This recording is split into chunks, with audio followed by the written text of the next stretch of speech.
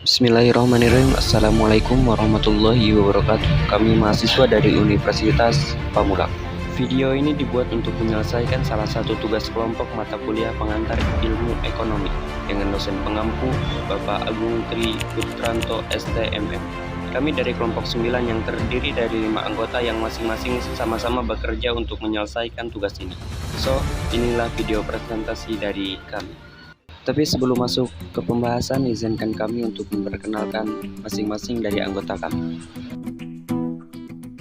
Rizal Maulana Yusuf 21101055033. Seni Putri Harepa 211055004. Seno Dwi Wicaksono 1710105513323. Rosa Febrianti 17101055019.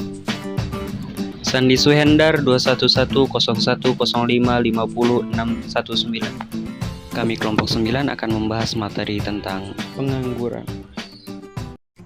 Pengertian pengangguran. Pengangguran adalah orang yang tidak bekerja sama sekali, orang yang bekerja kurang dari 2 hari selama seminggu, dan orang yang sedang mencari pekerjaan. 2. Penyebab pengangguran. Ada beberapa faktor penyebab terjadinya pengangguran, yaitu antara lain 1. Jumlah penawaran tenaga kerja tidak sebanding dengan permintaan tenaga kerja. 2. Turunnya output dan pengeluaran total. 3. Perubahan teknologi. 4. Waktu yang dibutuhkan untuk mencari pekerjaan. 3. Perhitungan tingkat pengangguran. Untuk mengukur tingkat pengangguran pada suatu wilayah bisa didapat dengan cara membagi jumlah pengangguran dengan jumlah angkatan kerja. Tingkat pengangguran ini dinyatakan dalam persen. 4. Jenis dan macam pengangguran. Jenis-jenis pengangguran berdasarkan pendekatan angkatan kerja dan berdasarkan penyebab terjadinya pengangguran. A. Berdasarkan pendekatan angkatan kerja. Berdasarkan pendekatan angkatan kerja, pengangguran dibedakan menjadi 3 kelompok. 1. Pengangguran terselubung, disguised unemployment. 2. Setengah menganggur, under unemployment. 3. Pengangguran terbuka, open unemployment. B. Berdasarkan penyebab terjadinya pengangguran berdasarkan penyebab terjadinya dibedakan menjadi 4 kelompok. 1. Pengangguran struktural. 2. Pengangguran friksional. 3. Pengangguran konjungtural. 4. Pengangguran musiman. Akibat pengangguran, dampak pengangguran dilihat dari suatu sudut pandang masyarakat perekonomian negara, yaitu antara lain akibat pengangguran bagi masyarakat. Yang pertama, pengangguran dapat menghilangkan keterampilan karena tidak digunakan apabila tidak bekerja. Lalu yang kedua, pengangguran merupakan beban psikologis.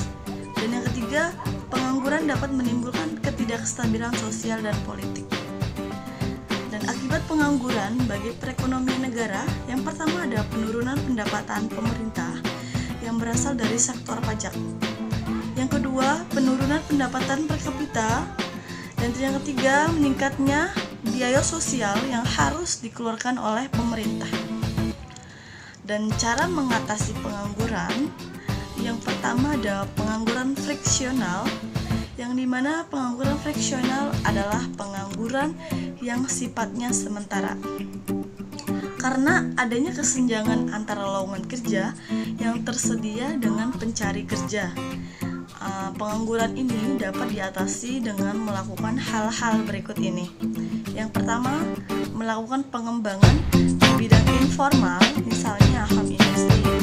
Dan yang kedua, memperluas kesempatan kerja dengan mendirikan industri-industri baru, khususnya industri padat karya.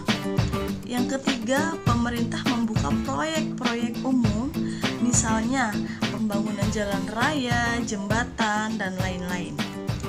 Lalu pengangguran struktural, yang dimana pengangguran struktural adalah pengangguran yang terjadi karena pencari kerja tidak mampu memenuhi persyaratan yang diajukan oleh penyedia lapangan pekerjaan, seperti CV-nya tidak tersedia, CV-nya tidak memenuhi syarat, ataupun salah satu syarat untuk di CV tidak memenuhi sebagai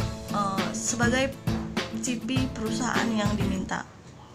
Yang pertama, memindahkan kelebihan tenaga kerja ke tempat atau sektor umum, sektor ekonomi yang kekurangan tenaga kerja. Yang kedua, meningkatkan mobilitas tenaga kerja dan modal.